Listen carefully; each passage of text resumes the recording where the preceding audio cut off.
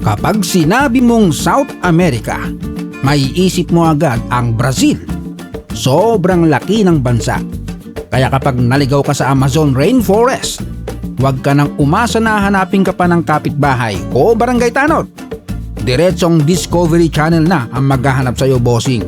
Dito may mga beach na parang kinuha lang sa langit. Pero huwag kang pasisilaw agad sa mga nakabikini. Magagandang tanawin. Dahil sa likod ng ganda ng Brazil, nandyan din ang mga favelas. Medyo mataas ang krimen, mahal ang mga gadgets, mababa ang sahod at ang buwis, nakakabwisit. Ganyan ang Brazil, paraiso sa paningin, pero butas ang bulsa pagdating ng katapusan.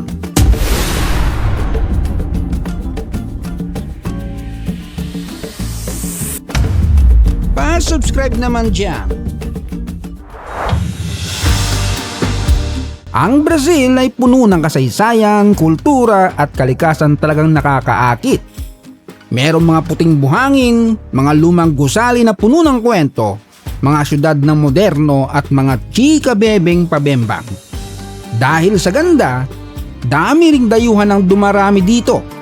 Halo-halong lahi, may Japanese, Bolivian, Italian, Argentinian, pati mga kababayan natin nandyan din. Marami sa kanila, ang plano lang naman ay bakasyon at maghanap ng chika bebe. Pero pagdating nila sa dagat, nakita ang ganda ng lugar at ng mga tao, biglang naghanap na ng pwesto at apartment. Ganyang kaakit-akit ang Brazil. Pero wag tayong magbulag-bulagan, ang Brazil parang relasyon sa taong sobrang ganda at nakakaakit. Pero aminin natin, ang daming red flag. Sa malalaking lungsod gaya ng Sao Paulo, mabilis ang takbo ng buhay. Parang EDSA kapag rush hour. Pero kapag sa mga tabing dagat naman gaya ng Rio de Janeiro, ibang usapan na yan, mas mabagal. Mas nakaka-relax at parang laging linggo ang pakiramdam. Ang mga tao dito sobrang expressive. Kapag nagsalita, sumasabay pa ang kamay at galaw ng katawan.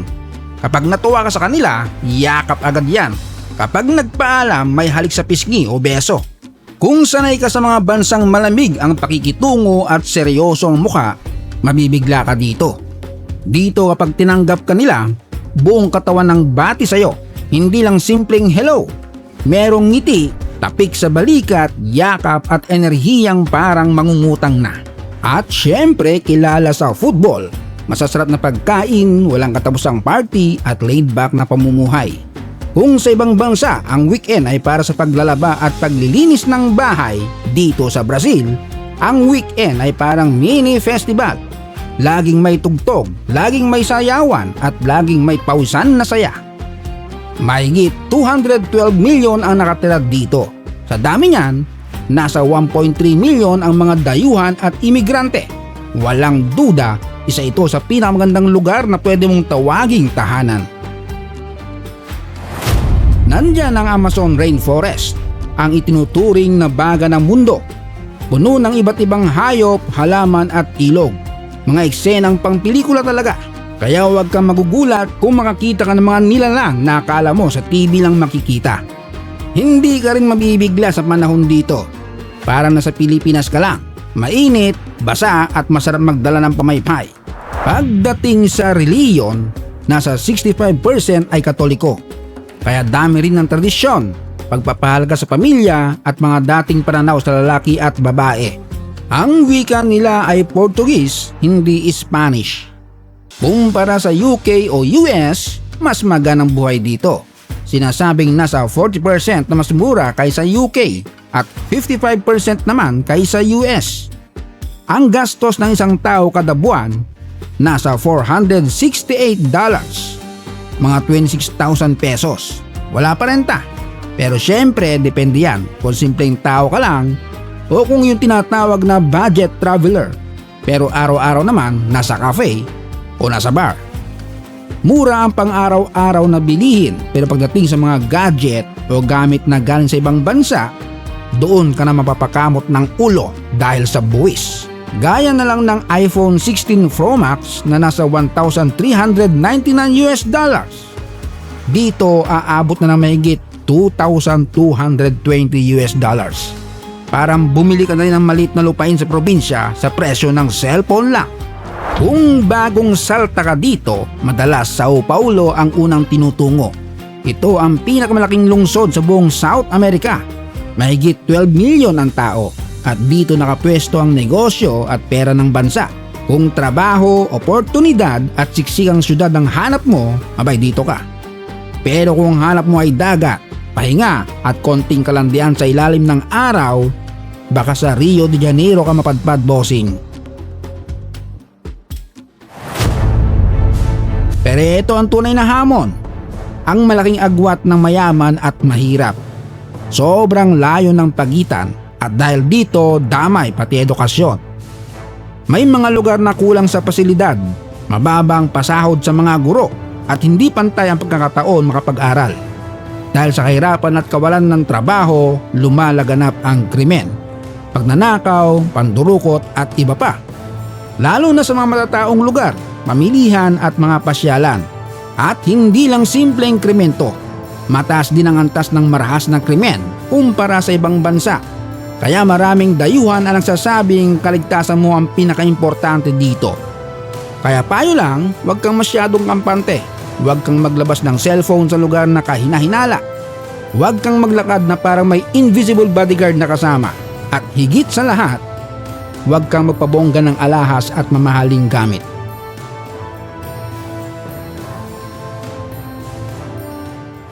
Isa pang issue, corruption. Gaya lang din sa atin. May panunuhol, issue sa droga, pagtatago ng pera at marami pang iba. Hindi lang naman Brazil ang meron nito. Pero dito talagang ramdam ang epekto sa serbisyo ng gobyerno at sa buhay ng tao. Tayong mga Pinoy pag narinig ang salitang corruption, wala na tayong gulat. Sanay na tayo. Malaki ang ekonomiya nila, pero ang pasahod, mapapailing ka na lang. Ang pinakamababang sahod ay nasa $260, mga 15,000 kada buwan. Ang walang trabaho ay nasa 8%. Kaya kahit maraming trabaho, hindi naman lahat swerte at yumayaman. Kahit sa Sao Paulo na sentro ng pera, ramdam pa rin ang hirap, mahal ang buwis, mabilis maubos ang pera. Sa Sao Paulo rin makikita ang mga favelas o mga komunidad ng mahihirap. Kilala ang Heliopolis bilang isa sa pinakamalaki. Dito kulang ang tulong mula sa gobyerno, kulang ang serbisyo pero puno ng mga tao nagsisikap mabuhay. Kadalasan ang mga lugar na ito ay delikado, kaya pinapayuhan ng mga dayuhan na huwag pasukin ng walang kasamang lokal. May mga lugar pa na illegal ang kuryente, hawak ng mga gang at dahil walang tulong mula sa itaas, napipilitan ng iba sumama sa masama. Hindi dahil masama sila, kundi dahil minsan kapag iniwan ka ng sistema, ang unang yayakap sa iyo hindi gobyerno, kundi sindikato. Pero balik tayo sa maganda. Ang isa sa pinakamalakas na hatak ng Brazil ay ang kanilang mga dagat at dalampasigan. Dito hindi lang lumalangoy ang mga tao, pumupunta sila para tumambay, magpaaraw, magtsikahan, maglaro, magpaganda. At syempre magpanggap na hindi sila nakatingin sa puwet, sa paligid. Sa kanilang mga beach, normal lang ang mga damit na halos wala ng takip.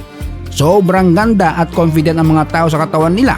Kung sanay ka sa lugar na sobrang istrikto at konserbatibo sa pananamit, mabibigla ka talaga dito. Sa Rio, yung suot ng iba parang telang nag-resign na sa trabaho, pero tumatanggap pa rin ng sweldo. Kung dadayo ka rito, pwede kang manatili ng hanggang 70 araw nang walang visa kung galing ka sa Europa o Amerika. Pero may kondisyon, patunayan mo na dapat di ka lalagpas ng 180 days sa loob ng isang taon. May sapat kang pera at uuwi ka talaga sa inyo.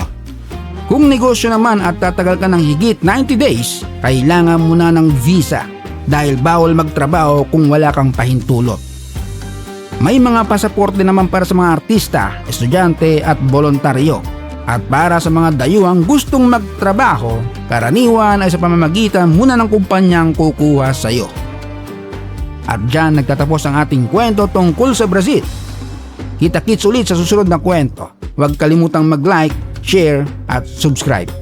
Shout out Boy Bulabog from Pakibato, Barangay Tapak. Ronnie Realizan, Babard Vlog ng Misamis Oriental, Didin Stevie, Rodolfo Ombrog, Ronalyn Palatao na nasa Hong Kong, Romy Adya na nasa Damam Kingdom, Saudi of Arabia, Jenny Gabion na nasa Saudi rin, Ruben Pareño at kay Rafi Benavides. Salamat sa panonood, hanggang sa muli.